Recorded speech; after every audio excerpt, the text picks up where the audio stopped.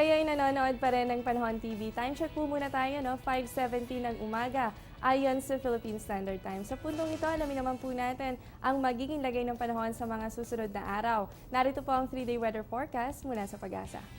Unahin po natin dito sa Baguio City for the next 3 days po simula po ngayong araw, bukas po Saturday hanggang sa Monday. Asahan po natin dyan yung fair weather, liban na lang po sa mga pulupulong pag-ulan o pagkidlat at pagkulog. Ang temperature po natin dito, no, nasa pagitan po yan ng 16 to 24 degrees Celsius. Dito naman po sa atin sa Metro Manila, ganun din po ang aasahan nating panahon simula po yan bukas, araw ng Sabado hanggang sa Lunes. Maging handa na lamang po tayo, no, dahil may mga tsansa pa rin ng mga isolated rain showers or thunderstorms. At para naman po sa Metro Cebu, sa mga Cebuanos po, maging ready rin po tayo dahil may tsansa pa rin po tayo ng mga pulupulong pag-ulan o pagkidlat at pagkulog. Yan po ay simula bukas, araw ng Sabado hanggang sa Sunday at Monday. Asahan din po natin na yung agwat ng temperatura natin dyan ay nasa pagitan po ng 26 to 33 degrees Celsius. At para naman po sa Metro Davao, makakaranas din po kayo ng fair weather. Ibig sabihin po, yan po ay partly cloudy to cloudy skies with isolated rain showers or thunderstorms. At dyan naman po sa Zamboanga City, asahan naman po natin na simula rin po bukas, araw ng Sabado hanggang sa Lunes, makakaranas din po kayo ng fair weather, liban na lamang sa mga pulupulong pag-ulan o pagkidlat at pagkulog. At yan po ang 3-day weather forecast mula sa Pag-asa. At alamin din po natin ang magiging lagay ng temperatura naman sa mga piling lungsod sa bansa. Dito po sa Cabanatuan at Dumaguete, meron po kayong 25 to 32 degrees Celsius, habang sa Rojas po, makakaasa naman po kayo dyan sa 24 to 31 degrees Celsius.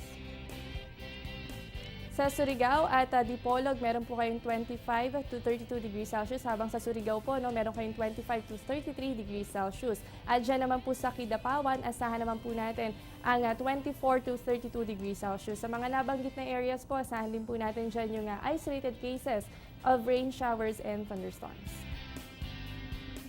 At para naman po sa aasahan nating lagay ng temperatura para sa piling lungsod, bakasyunan sa bansa.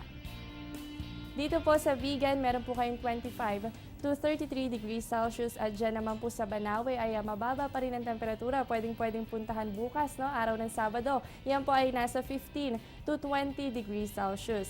At dito naman po sa Naga, meron po kayong 25 to 32 degrees Celsius, habang sa El Nido, Palawan, meron naman po kayo dyan 24 to 30 degrees Celsius. Mga kababayan, hindi na nga maitatanggi na halos araw-araw na nga ang mga pag-ulan. Kaya mga mommies, magdadalawang buwan na rin ang mga anak natin sa school. Dapat ready din sila sa hamon ng tag-ulan. Kaya naman mula sa Panahon TV, narito po ang tips para mapaghandaan niya. Ugaliin na pabaunan sila ng masusustansyang pagkain. Yan ay para lumakas ang kanilang resistensya laban sa mga sakit dala ng maulang panahon. At para masigurado na hindi masisira ang kanilang libro at notebook, dapat ay balutin ito ng plastics. Siyempre, siguraduhin din na may baon sila rain gear, gaya ng payong, kapote at boots. Yan ay para maiwasan na mabasa sila ng ulan. At kung sakali man na sila ay maulanan, dapat din ay meron silang baon ng extra clothes. Yan po ay para makapagpalit agad ng damit at maiwasan ang sipon at ubo. Yan ang Is Your Child Ready for the Rain tips, hatid po sa inyo ng Panahon TV. Huwag po kayong alas at magbabalik pa ang Panahon TV pagkatapos ng ilang paalala.